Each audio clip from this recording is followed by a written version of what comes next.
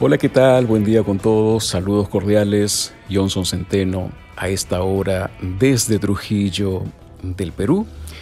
Y estamos iniciando una nueva sección de podcast en Crecer TV. Y el tema de la semana, esta pretensión del Congreso de la República de desaparecer lo que queda de la Junta Nacional de Justicia a partir de la aprobación de un predictamen en la Comisión de Constitución del Parlamento que tiene por objeto reemplazar esta Junta por una Escuela Nacional de Justicia con todo lo que ello implica en cuanto a sus efectos jurídicos y evidentemente también inevitable las cuestiones políticas, ¿no es cierto?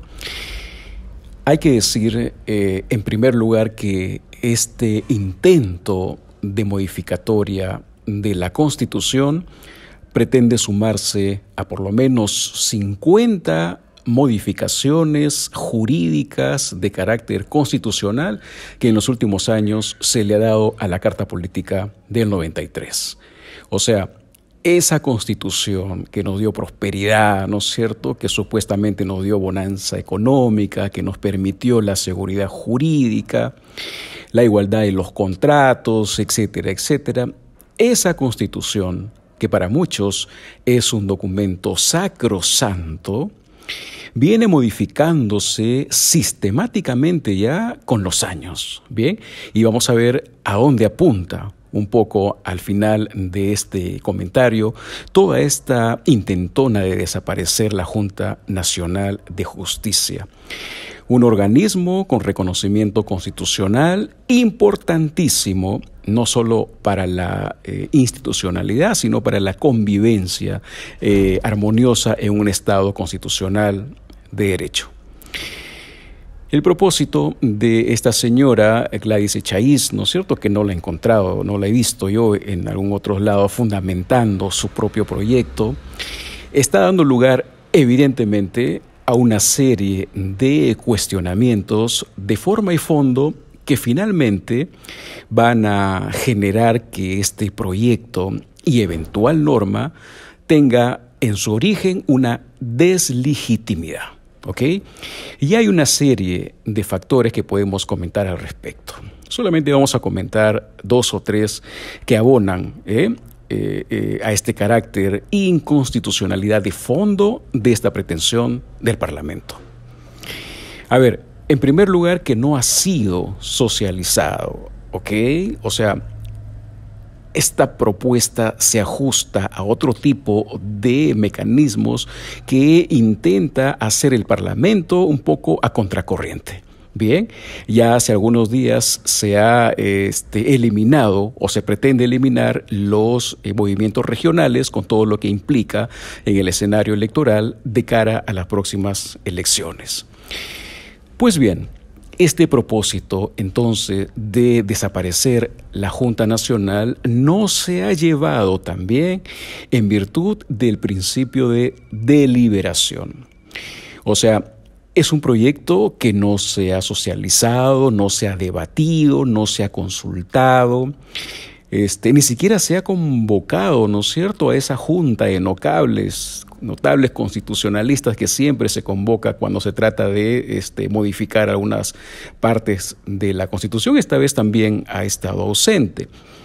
Razón por ello es que no solamente organismos nacionales como el Ministerio Público, el Poder Judicial, algunos organismos electorales de sede nacional, pero también en sede internacional han manifestado su preocupación y observancia elemental como un atentado al Estado de Derecho y particularmente contra el sistema de justicia.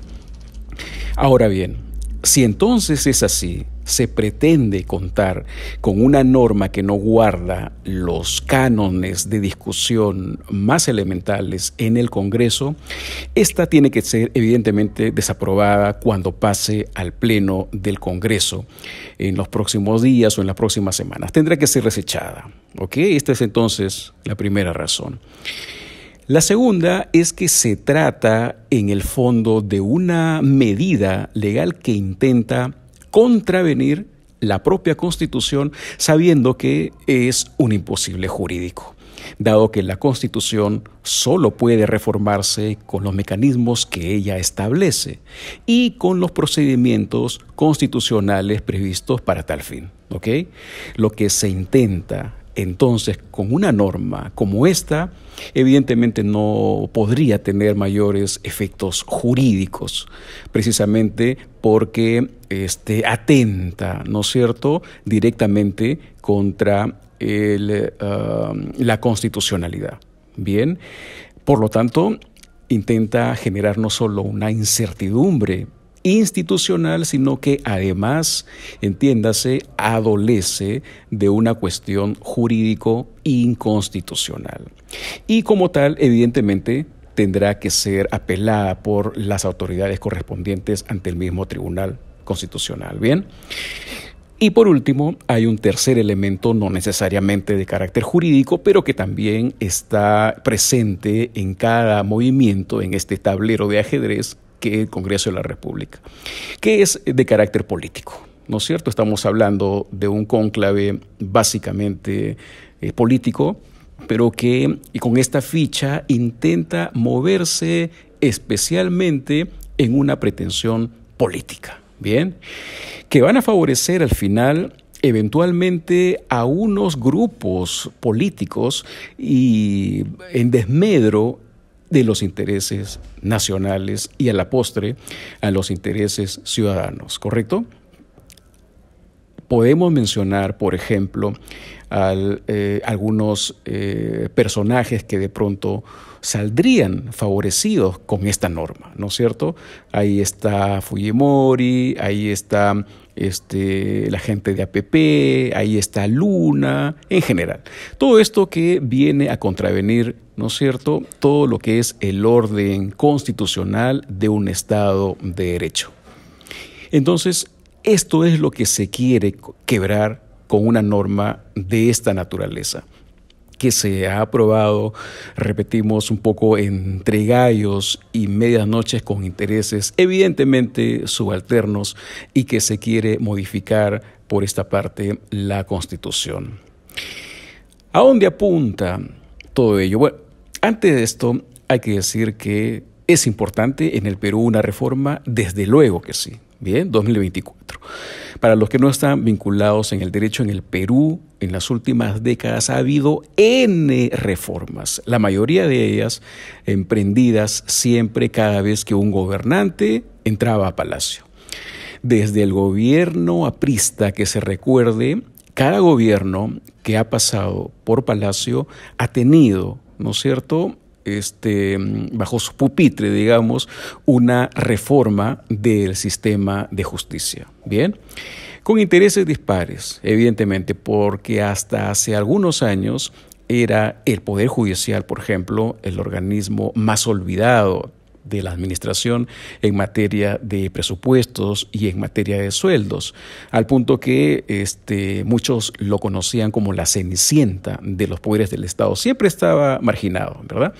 Y en las reformas que se emprendía, la mayoría de ellas lo hacían con una perspectiva, digamos, aprista. Bien, ¿a qué me refiero? A que evidentemente fiscales y jueces, bien, deberían estar conducidos por compañeros o cómplices, como ocurrió en el quinquenio aprista. Y esto es un poco una mala costumbre que se ha venido repitiendo en los últimos quinquenios con resultados dispares, pero con una preocupación especial de los grupos políticos porque se les estaba acabando la impunidad. Recuerden, más de una vez nosotros hemos dicho que el problema de fondo en nuestro país ya no es tanto la corrupción en sus diversos niveles, sino la impunidad. Bien, como decíamos, ¿quién gana entonces con un organismo de esta naturaleza si no son los principales líderes políticos? Si esto se aprueba, estarán saltando en una patita la chinita, ¿no es cierto?, Plata como Cancha, ¿no es cierto?, la gente de Luna y la gente de Perú País Posible, Perú Posible, etcétera. Y estos grupos políticos que solamente están trayendo hasta ahora vinculados a la corrupción. Personajes que desmerecen evidentemente su estatus político y que para ellos se abriría bien la oportunidad de una nueva perspectiva de impunidad y de dominio y copamiento de estos poderes del Estado. El Ministerio Público y evidentemente el Poder Judicial a través de esta escuela, ¿no es cierto?, de la magistratura. En otras palabras, de aquí para adelante ya no nos pasará nada. Bien, más o menos ese es el razonamiento de esta nueva maquinación a partir de estas movidas en la Comisión del Congreso de la República. Ahora, para completar entonces el razonamiento, como decía hace un rato, parece ser que esto no es casual.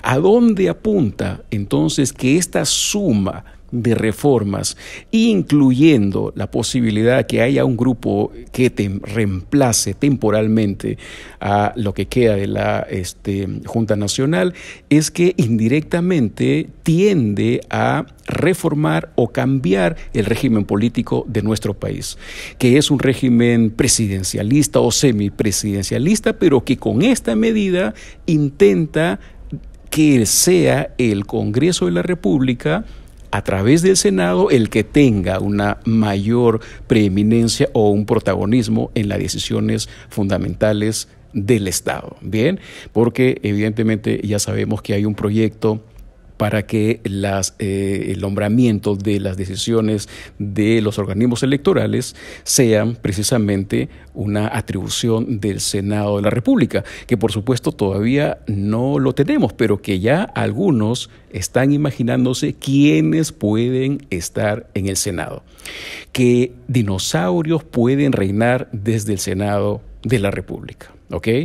En consecuencia, en un futuro mediato o inmediato, el Ejecutivo o el Presidente de la República prácticamente va a ser una figura decorativa. ¿Ok? Parece ser entonces ese el escenario a donde apuntan todas estas últimas maquinaciones, ¿no es cierto?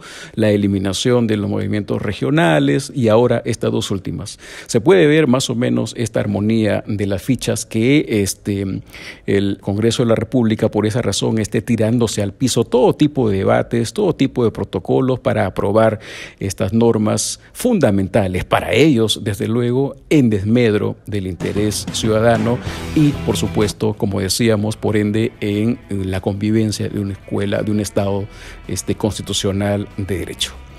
Este es nuestro comentario, esperemos sus reacciones. Muchísimas gracias por seguirnos y nos encontramos muy pronto. Muy buen fin de semana para todos.